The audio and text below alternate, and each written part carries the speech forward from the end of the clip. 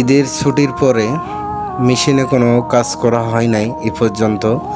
আজকেই প্রথম machine running করলাম ঈদের ছুটির পরে।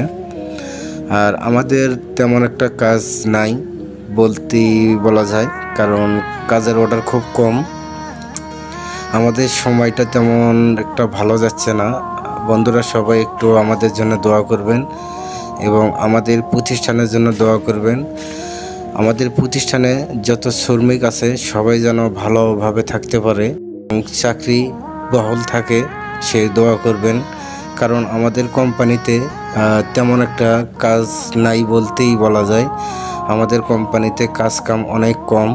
সবাই একটু আমাদের জন্য দোয়া করবেন, একটু ভালোবাসা দিয়ে পাশে থাকবেন, যেন আমরা এই বিপদ থেকে উদ্ধার হতে পারি এবং আগের মতো যেন আমরা কাজ কাম করতে পারি, সেই দোয়া করবেন।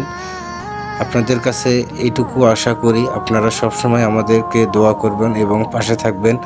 আপনাদের ভালোবাসা নিয়ে আমরা অবশ্যই জয়ী হব।